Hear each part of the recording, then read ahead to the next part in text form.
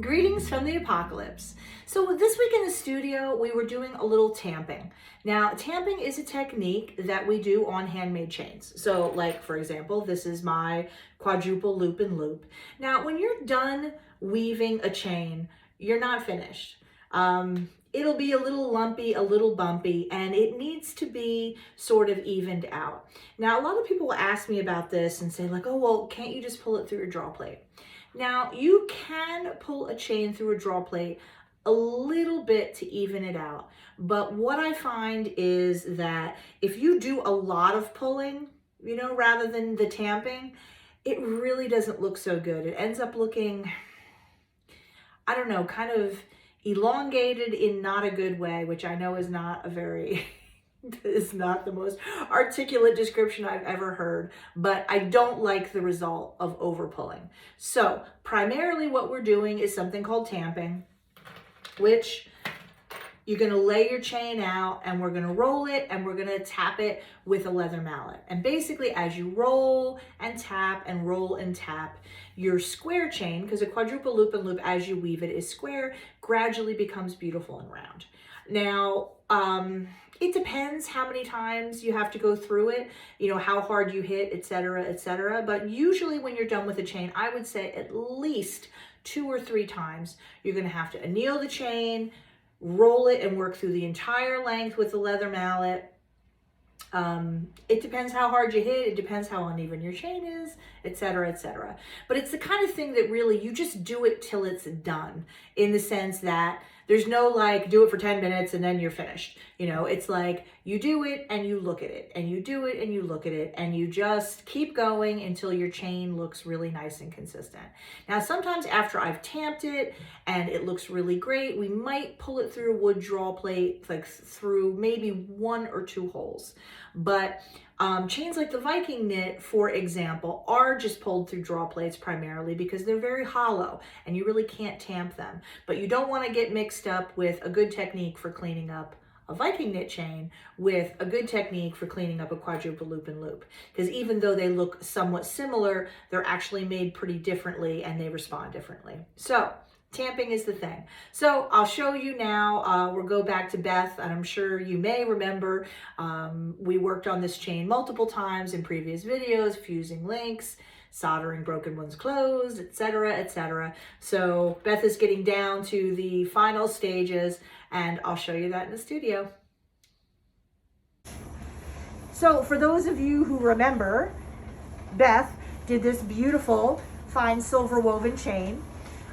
We were showing steps past, you know, like butting the links together and fusing them shut and weaving it. We also had a few break along the way, which is totally normal. And we soldered them shut and everything looks groovy. So the first step of tamping was just to take a tamping, is the method of hammering it to smooth everything out, to get everything really even and look nice. Because when you first weave one of these chains, you know, they don't look great. They look kind of lumpy and, you know, not finished. Lumpy and lumpy. Yes. So what she's already done is she's gone through on all 4 sides and used the leather mallet so that this is pretty even now. You know, we don't have really like thick spots and thin spots. It's looking pretty good. So the next step is to get this round. So to get it round, we kind of roll and hammer. Is that like pat your stomach and rub your head at the same time? Maybe a little. Because what you're going to do, you try to find a spot that you see what I mean? Just roll and tap and roll and tap. And you're going to work your way down all the way through it and anneal the whole thing and do it again. And doing a couple rounds of that, pun intended, I guess, it'll round it out because it'll hit all the spots that are kind of sticking out a bit, and you'll start to get a rounder shape.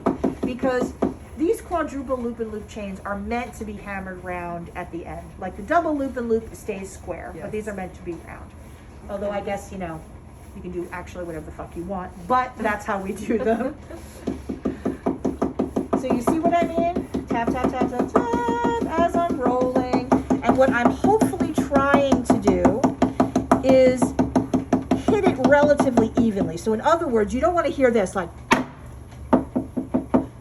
You know what I mean? You want to try to get an even sound so that you're hitting it at the same amount of force. And I find that it's way more effective to listen to it and regulate myself that way than to try, I don't know, than any other way. That's Okay. so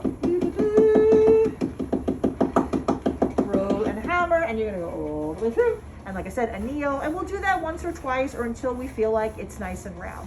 Great. Now, one thing I will point out is that like right now, this is really like stiff from the tamping.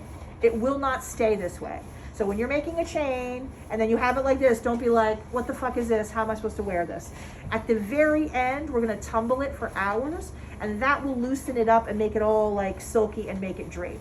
So do not be alarmed when your chain looks like this at this stage. This is exactly what it's supposed to look like. Okay? Yeah, thank you. Do the There whole you thing go. again. I just want to point out one thing, that we're working on a wood surface because that's, you know, a little bit firm but a little bit soft.